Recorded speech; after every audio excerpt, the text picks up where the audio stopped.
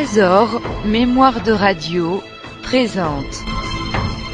13 mémoire de radio, presente. 13 mémoire de radio, presente. 13 mémoire de radio, presente.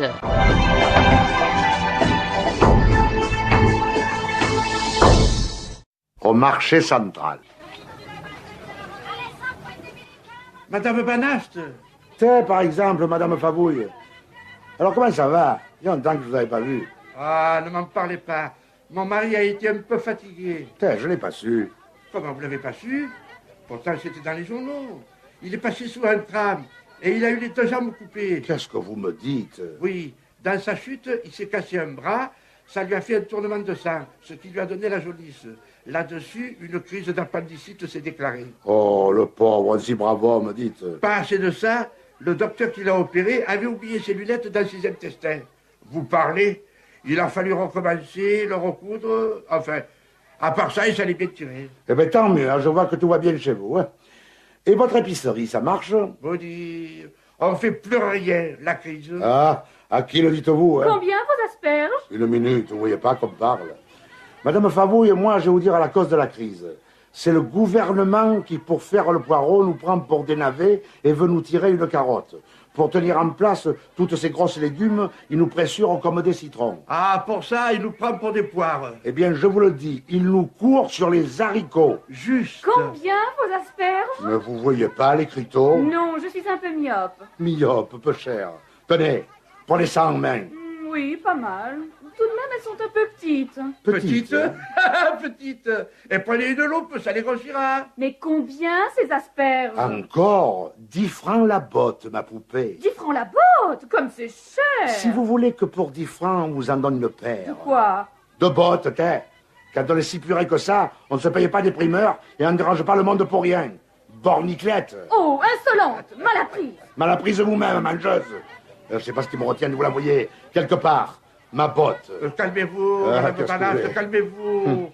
De notre temps, tirez moins le diable par la queue. Mais aujourd'hui, elle vous reste dans la main. Il faut dire aussi qu'on ne se payait pas les spectacles et les ondulations électriques. Hein. Ça me fait tourner les sangs. Je vois. Vous êtes rouge comme une tomate. Ah, quelle salade. Quand je pense qu'avant, on pouvait mettre pour rien des pommes de terre en robe de chambre. En robe de chambre. C'est tout juste si on peut maintenant les mettre en pantoufles. En pantoufles? Mais oui, voyons, puisqu'en fait d'argent, on nous laisse la peau. Pardon, madame, j'ai réfléchi. Si vous me les laissiez à 8 francs, vos asperges... Encore? Mais tu crois que je les vole, mes asperges, je dis? Va, si tu les achètes à contre-cœur, ne les prends pas. Elles pourraient te rester sur l'estomac. Aux yeux pétugues. C'est pas malheureux de voir des choses comme ça, dit. On m'interroge. Qu'est-ce qui interroge?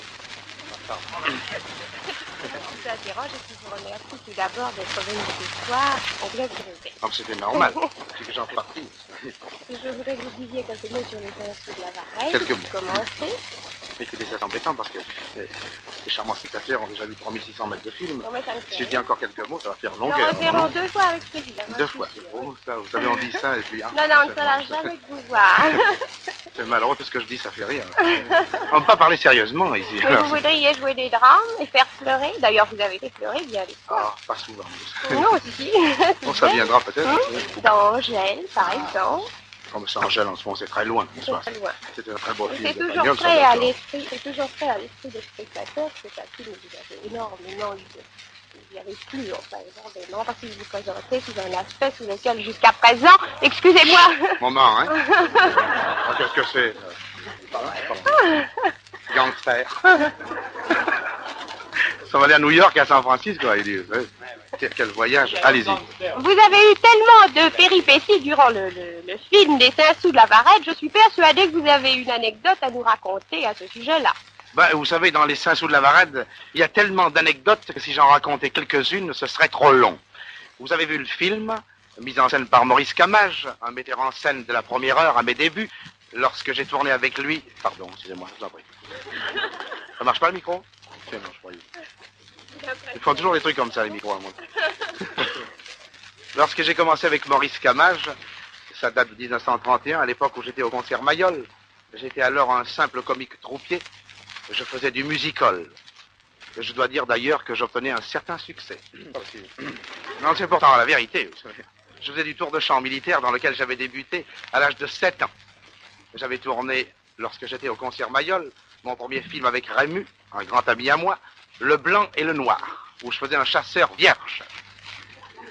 Vierge. Et je ne l'étais pas, hein?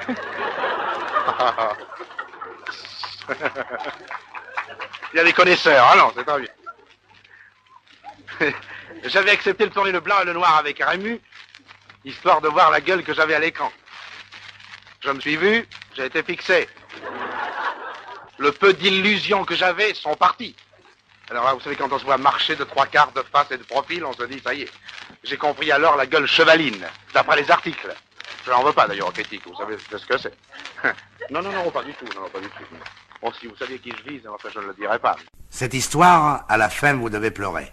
Si vous pleurez pas, ce sera de ma faute. Alors, je vais mettre tout mon cœur pour bien la raconter. Parce que c'est une histoire que mon ami Germain Bonneau m'a confiée. À moi. Pas à un autre. Il sait que j'aime la galéjade et que j'aime pas trop montrer quand je suis ému. Les Provençaux sont des gens pudiques. Leurs émotions, ils préfèrent se les garder pour eux plutôt que de les étaler devant la galerie. Et en plus, quand ils sont émus, ils ont toujours peur qu'on se moque d'eux. Mais Germain Bonneau savait. Il savait à l'avance que je ne me moquerais pas de lui. Et il savait aussi que je le croirais. Pourtant, à première vue, c'est une histoire à peine croyable. Naturellement, elle se passe en Camargue. Et le personnage principal, c'est un taureau. Ce taureau s'appelait Bramaire. Et son nom vous indiquera tout de suite qu'il n'était pas d'un commerce facile. Un Bramaire, c'est ce que les Parisiens appellent un râleur. Mais quand un Parisien râle, c'est pas très grave et c'est rare que ça vous conduise à l'hôpital. Tandis qu'avec un taureau, on ne sait jamais où ça peut vous mener. Don Bramaire était un taureau difficile et dont l'humeur s'était pas améliorée avec l'âge. Un taureau teigneux, sournois, vachard, tellement pervers et mauvais qu'on avait dû renoncer à le produire dans les courses provençales. Du danger dans les arènes, il en faut. Mais un taureau si parfaitement décidé à être criminel, c'est de l'assassinat pur et simple. Germain Bonneau, qui habitait alors le mas des Bernacles, laissa donc pour quelque temps Bramaire dans la manade, et on put croire un instant que le fauve ferait pas de vieux os. D'ordinaire, c'est avec les taureaux sans courage qu'on fait la daube et le saucisson d'Arles. Bramaire risquait d'aller à l'abattoir pour des raisons contraires, et ça faisait peine à Germain de faire du saucisson avec une bête à qui on pouvait reprocher en somme que l'excès de ses vertus. Il s'y serait néanmoins résolu si Bramaire n'avait spontanément fait preuve de qualité indiscutable de Simbéo. Simbéo, il faut expliquer, ça veut dire symbole. Ce qui vous avance pas à grand-chose si vous savez pas déjà de quoi il s'agit. On dit aussi dondaire, ce qui veut dire le porteur de cloche. Ce qui vous met guère plus sur la voie. On dit même dontaire, ce qui veut dire dompteur. Mais dompteur de quoi? Je vais vous le faire comprendre, c'est très simple, mais il faut savoir. Les taureaux vivent en régime patriarcal et ils obéissent à l'autorité débonnaire d'un des leurs. Quand ils se lèvent, tous se lèvent. Quand ils donnent le signal du départ, tous le suivent. Cet emploi de Simbéo est d'ordinaire tenu par une vieille vachasse qui ne songe pas à abuser de ses prérogatives ni à faire preuve d'une excessive autorité. Bramaire, lui, prit le pouvoir sans rien demander à personne. Il s'installa de son propre chef à la tête de la manade et y fit régner son ordre avec une vigueur sans faiblesse. Ça posait pour Germain Bonneau un grave problème. Il est bon pour un manadier d'avoir un Simbéo entièrement dévoué à ses ordres. Le Simbéo est en quelque sorte son contremaître. Or, laisser le pouvoir à une personnalité aussi forte que Bramaire était une entreprise risquée. On pouvait craindre, avec une bête aussi têtue et aussi orageuse, que la manade échappe entièrement à son propriétaire et que Bramaire en devienne le seul et unique patron. Effectivement, Bramaire n'était pas de ces employés humbles et souples, prêts à toutes les bassesses et guettant à tout instant l'approbation de leur employeur. Il entendait demeurer maître chez lui, sur le pré ou dans la San Suiro. Mais à la surprise générale, il remit jamais en question l'autorité de son maître et seigneur, Germain Bonneau. Pratiquement, dit Germain, j'avais plus à m'occuper de la manade. Bramaire se chargeait de tout. Il me laissait à moi les rapports avec le monde extérieur. Mais quand je venais charger les bêtes pour une course, il venait se mettre à mes ordres et l'embarquement, triage compris, était fait en un quart d'heure. C'était un taureau de rêve. Et les jours les plus heureux et les plus lisses coulaient pour le mas des Bernacles. C'est alors qu'éclata le terrible hiver de 1929. La Camargue, sachez-le une fois pour toutes, c'est pas un pays comme les autres. Quand il fait chaud, c'est le Sahara. Quand il fait froid, c'est le Grand Nord. Le Vacarès était gelé jusqu'au fond, avec ses rives de congère de glace de 3 mètres de haut. Et par-dessus tout ça, un Mistral qui s'arrêta pas de souffler pendant 21 jours de suite. Les oiseaux mouraient en vol et tombaient sur le sol comme des pierres. Les taureaux, vous me direz, c'est robuste. Ils ont dû tenir le choc. Ah, on voit bien que vous n'y connaissez rien aux taureaux. C'est robuste, mais c'est innocent. Les chevaux, eux, à la rigueur, ils arrivent à s'en tirer. C'est malin, les chevaux. Ils cherchaient les endroits un peu plus abrités que les autres, et quand ils avaient soif, ils cassaient la glace des roubines avec leurs sabots. Tandis que les taureaux, les pauvres, ils se laissaient mourir. Et pour la première fois de sa carrière, Bramaire se sentait entièrement dépassé par l'événement. Il se sentait responsable de la manade. Mais d'abord, il savait lui-même pas quoi faire. En plus, la manade échappait complètement à son autorité. Indifférente, morne, elle se laissait mourir de soif et de froid. Germain Bonneau, lui, restait pas inactif. En toute hâte, avec ses gardiens, il avait transporté plusieurs camions de balles de paille dans le Bouvard ou à Clairvoy. Il en avait fait une manière de grand nid douillet où le vent ne soufflait pas et où il faisait à peine moins 10 degrés. C'est une température que les taureaux supportent allègrement ou presque. Les gardiens avaient apporté des bacs de tôle sous lesquels ils avaient allumé de grands feux pour que l'eau dont ils les avaient emplis ne gèle pas. La manade était sauvée. Elle était sauvée théoriquement, mais elle n'avait même plus envie de vivre. Elle était frigorifiée, absente, déjà morte. Elle était plus qu'un tas amorphe et glacé qui refusait de comprendre les efforts qu'on faisait pour elle et qui, malgré les coups de trident, préférait mourir sur place plutôt que de parcourir les 1500 mètres qui la séparaient du Bouvard sauveteur. C'est alors que Bramaire entra en scène. Jusque-là, il avait laissé faire les hommes. Il avait compris qu'il y a des moments où les hommes savent mieux lutter contre la mort que les bêtes. Il se tenait à l'écart, suivant avec attention l'opération de sauvetage. Mais bientôt, il fut évident que toute l'énergie dépensée par les hommes servirait à rien. Les bêtes se laissaient mourir.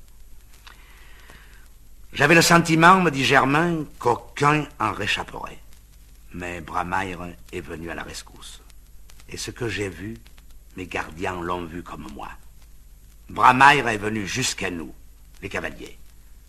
Et il nous a longuement toisés. Je ne savais pas où il voulait en venir. Soudain, il a foncé sur le taureau le plus proche de lui, et à grands coups de corne, il l'a mis debout, et à grands coups de corne, il l'a mené jusqu'à l'abri du Bouvard. Comme je vous l'ai dit, entre le Bouvard et l'endroit où la manade agonisait, il y avait plus d'1 kilomètre. Bramaire est revenu, et il a recommencé avec un deuxième taureau. Et il y avait 240 bêtes dans la manade. Et Bramaire a fait le trajet 240 fois, aller et retour. Et moi, dit Germain, je suis resté sur place. Et mes gardiens aussi. Et ça a duré 1 jour et 1 nuit. Et il faisait moins de 30. Et nous avions plus froid. Et Bramaire a fait ses 240 kilomètres aller et retour, et il a ramené sa 240e bête dans le Bouvard. Et après, vous savez ce qu'il a fait? Il est revenu la dernière fois dans l'ascenseur pour voir si tout était en ordre. Alors, il m'a regardé. Il y avait de l'insolence dans son regard, mais de la tendresse aussi. Puis il a fermé les yeux et il est tombé comme une masse sur la draille glacée. Il était mort? Non. C'était une défaillance. Croyez-moi, je l'ai soigné, il a vécu très vieux. Il rendait plus guère de service, je l'ai gardé quand même. Mais je sentais qu'il avait honte d'être plus bon à grand-chose. Il fallait le mener à l'abattoir. Mais moi, mes bêtes, je les aime trop pour laisser à d'autres le soin de les tuer. Elles n'ont pas mérité le cabosson. Alors je prends ma carabine et je les abats moi-même. Une seule balle dans le front, et elle passe directement de la liberté au néant. En 40 ans, j'en ai jamais raté une. J'ai fait la même chose pour Brahmaïr. Mais j'ai dû tirer une deuxième cartouche. Pour la première fois, ma main avait tremblé. Fernandel, Oui? vous êtes notre meilleur expert en matière de comique au cinéma. Écoutez, Après votre longue carrière, et j'espère que vous en avez autant devant vous, votre dernier film, c'est Le Complexe de Philémon. oui, je viens de terminer le complexe de Philémon sous la direction de Jean Boyer, d'après la pièce de Bernard Luc. Oui, Avec Sandra Milo comme partenaire. oui, Sandra Milo et puis beaucoup de camarades de classe.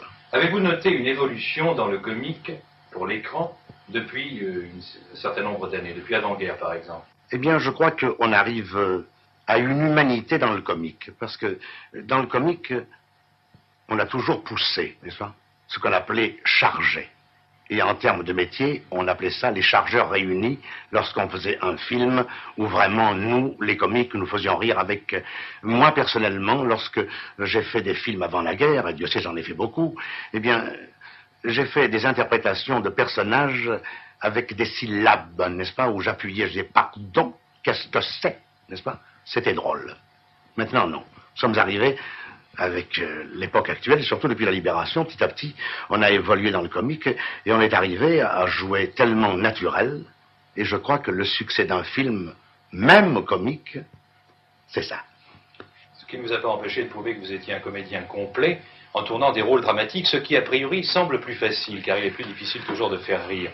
Vous avez tourné par exemple toute une série de films de Pagnol, comme Angèle, Le Spruns, vous avez tourné Meurtre, vous avez tourné Le Fruit défendu, et plus près de nous, La Vache et le Prisonnier. Oui, mais alors je vous dirais que, naturellement, lorsque l'on fait un film dramatique, je dirais dramatique, ou alors Les Pagnols, qui étaient des films où il y avait des scènes dramatiques et des scènes comiques, mais ça, Pagnol avait le secret. Vous savez que Pagnol est un des plus grands auteurs de notre époque. Enfin, pour moi, c'est le Molière de notre époque.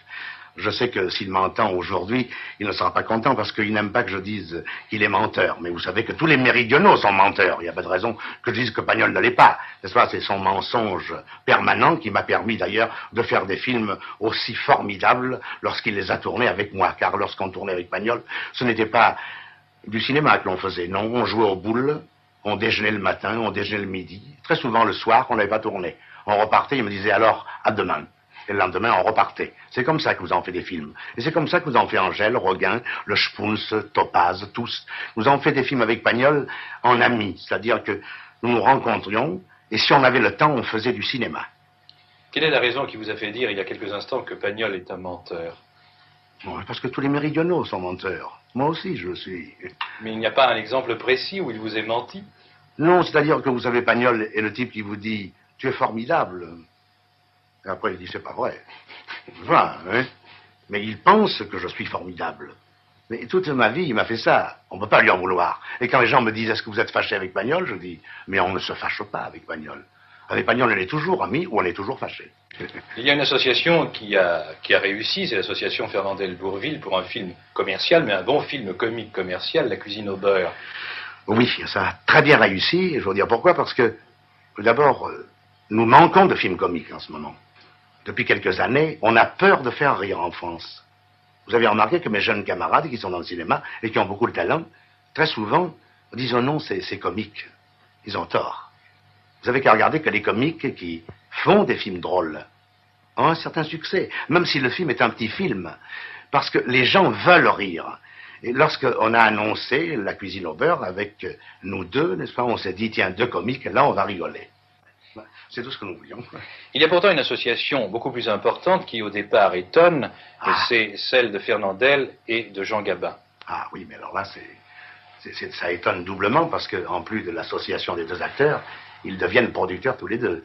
Justement. C'est ça qui est étonnant. Qui a eu l'idée de cette association? C'est Gabin au départ, et moi à l'arrivée. Bien sûr, il faut être deux. Lorsque Gabin m'en a parlé, parce que, n'est-ce pas, le départ de cette association, c'est 35 ans d'amitié. Nous avons débuté avec Gabin, tous les deux, dans le music-hall, et puis nous avons fait du cinéma presque en même temps, au début du Parlant, et nous avons fait 3 films ensemble avec Gabin. Nous avons fait Les Gaîtés de l'Escadron, Paris-Béguin et Cœur de Lilas.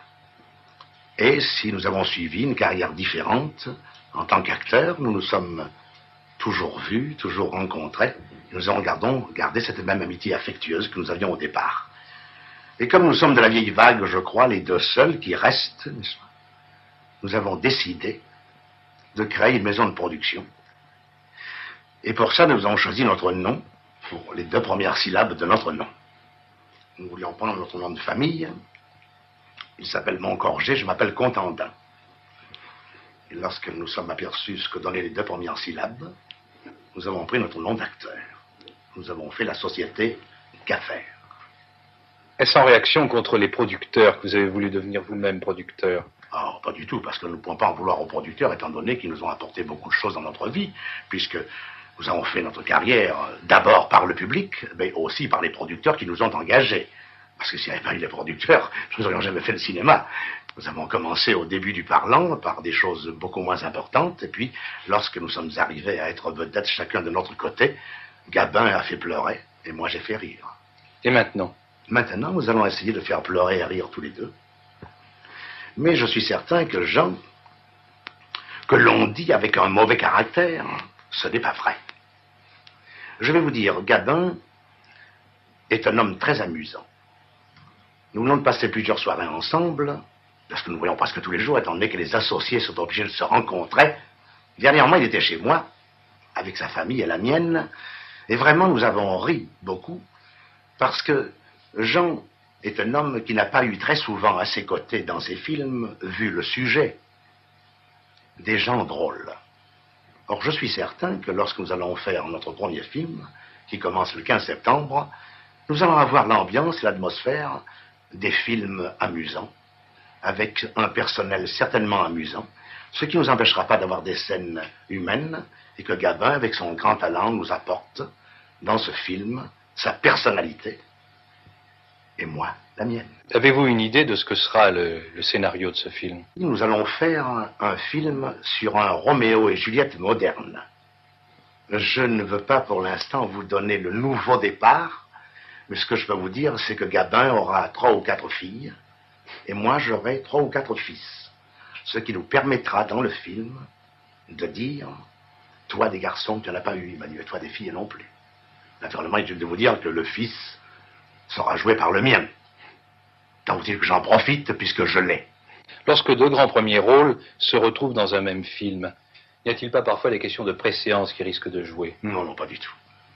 Pas du tout lorsqu'on est arrivé à ce que nous sommes arrivés. Si nous allons encore regarder la grosseur du nom sur l'affiche, celui qui est le premier, celui qui est le deuxième, il faut quand même, avec 2 personnages, qu'il y en ait un qui soit premier. Alors que ce soit Fernandel-Gabin ou Gabin-Fernandel et tout ça, on m'a dit, comment allez-vous vous entendre? Mais regardez donc en Amérique. En Amérique, ils sont 4 vedettes. Il y a toujours un premier, un deuxième, un troisième, un quatrième. Ça n'a pas d'importance. D'ailleurs, le public ne s'intéresse pas à ça. Il faut que le public vienne sur 2 noms connus, sur un sujet. Et la première des choses, c'est de faire un bon film. Au départ, avec Gabin, je ne crois pas que nous nous payions. Ça vous paraît paradoxal, car on dit tellement des choses des vedettes. On dit que ce sont les vedettes, n'est-ce pas, qui, au départ, empêchent de faire un grand film parce qu'ils prennent trop. Eh bien, nous ne prendrons rien. D'autant plus que vous êtes vos producteurs. Oui, mais c'est pas une raison pour aller tourner gratuit. Bien sûr. Si nous faisons les producteurs pour ne plus toucher d'argent, c'est pas la peine. Nous ne payons pas au départ, mais on se payera un peu plus tard. Il y a un certain nombre d'années, Fernandel, que vous faites des films que l'on peut considérer comme des films surtout commerciaux. Non, pas... pourquoi vous me dites ça, un certain nombre d'années? Non, j'ai fait quelques films commerciaux, oui. Parce que, à mon avis, dans le cinéma, il n'y a pas 2 poids et 2 mesures. On doit faire ou le grand film dramatique, comme Meurtre, comme La vache et le prisonnier, ou comme Le fruit défendu, ou alors on doit faire le film qui amuse. Mais il ne faut pas faire le film entre les deux, c'est-à-dire le film où l'on attend la grande scène d'émotion et la grande scène comique qui ne viennent jamais. Alors je préfère que lorsque les spectateurs en sortant disent « Oh, c'était idiot, alors j'ai rigolé ». Ça, pour moi, c'est une réussite que de dire « C'est drôle, j'ai pas beaucoup ri et je croyais qu'on avait... Non, voilà, oui, ce que je veux dire. On a ni pleuré ni ri. Voilà. Je crois que avec votre télévision, celle-là, pour le cinéma, nous devons faire des grands films. Des grands films, parce que je sais que lorsque vous voyez la télévision chez vous, c'est à vous, téléspectateurs, que je m'adresse en ce moment. Vous voyez, je vous parle les yeux dans les yeux, parce que moi, j'ai pas peur, hein. Vous savez, je suis comme ça. Eh bien, je suis un téléspectateur, quoi qu'étant du cinéma. Qu'est-ce que vous voulez? Enfin, il faut vivre avec son temps et suivre le progrès. Eh bien, je sais que lorsque vous voyez un bon film, vous allez le voir. Mais il faut vous déranger, car vous voyez des beaux spectacles à la télévision. Pas toujours, bien entendu. Comme au cinéma, pas toujours de bons films. Mais lorsqu'il y a quelque chose de bien, vous restez chez vous. Lorsqu'il y a quelque chose de bien au cinéma, vous sortez de chez vous. C'est le plaisir que je me souhaite.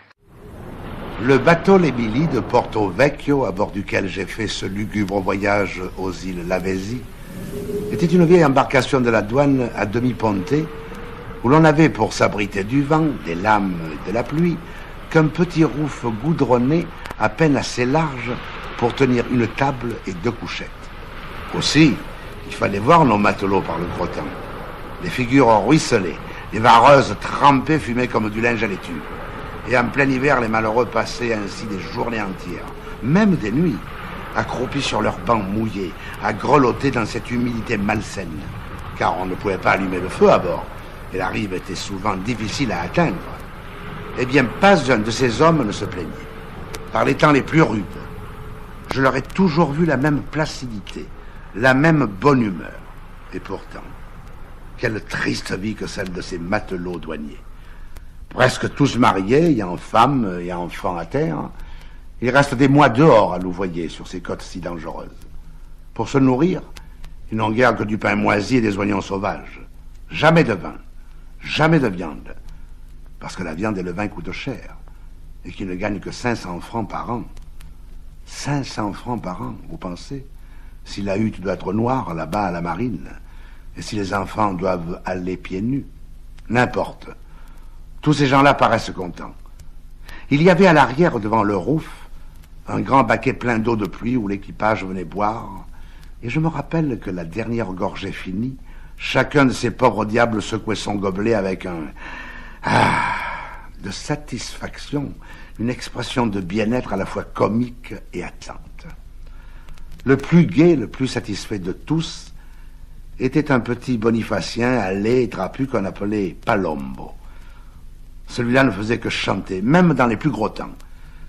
Quand la lame devenait lourde, quand le ciel assombri et bas se remplissait de grésil, et qu'on était là, tous, le nez en l'air, la main sur l'écoute, à guetter le coup de vent qui allait venir, alors, dans le grand silence et l'anxiété du bord, la voix tranquille de Palombo commençait. Non, mon Seigneur, c'est trop d'honneur. Vous êtes des sages, reste au village.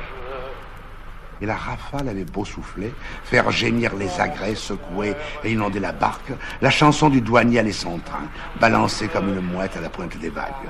Quelquefois, le vent, accompagné trop fort, on n'entendait plus les paroles. Mais entre chaque coup de mer, dans le ruissellement de l'eau qui s'égouttait, le petit refrain revenait toujours. Un jour pourtant qu'il ventait et pleuvait très fort, je ne l'entendis pas. C'était si extraordinaire que je sortis la tête du rouf. « Hé, Palombo, on ne chante donc plus ?» Palombo ne répondit pas. Il était immobile, couché sous son banc. Je m'approchai de lui, ses dents claquaient, tout son corps tremblait de fièvre. « Il a une puntura !» me dirent ses camarades tristement. Ce qu'ils appellent le puntura, c'est un point de côté, une pleurésie.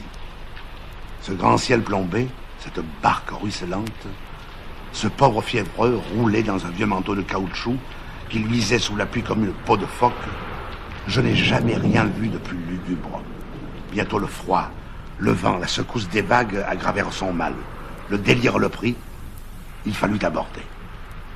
Après beaucoup de temps et d'efforts, nous entrâmes vers le soir dans un petit port aride et silencieux qu'animait seulement le vol circulaire de quelques gouailles.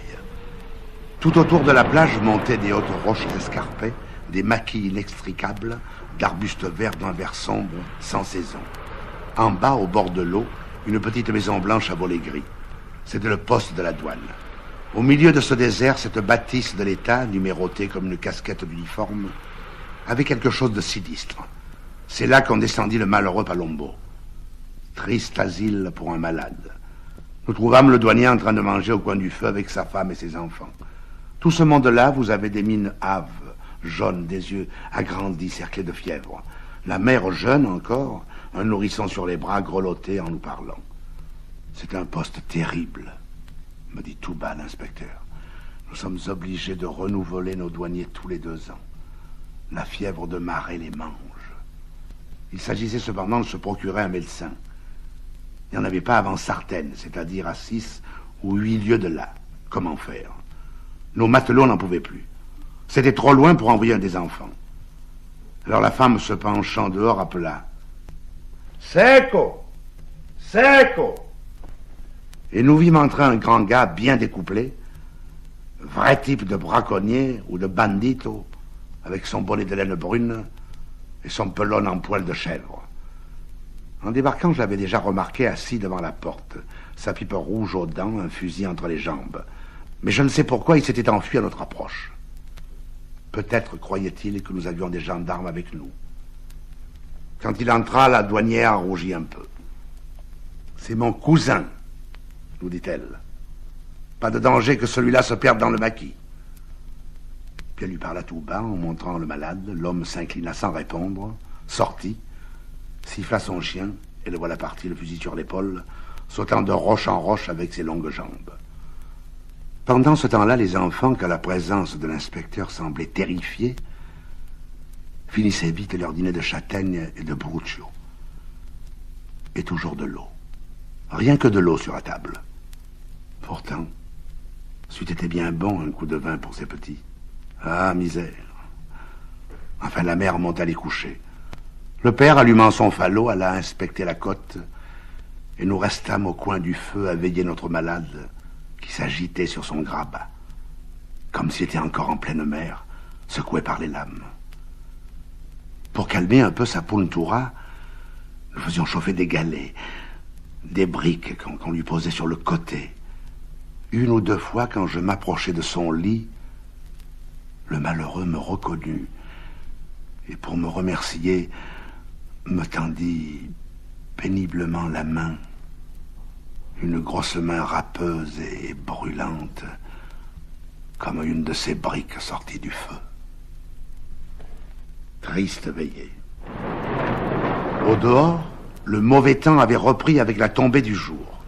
Et c'était un fracas, un roulement, un jaillissement d'écume, la bataille des roches et de l'eau.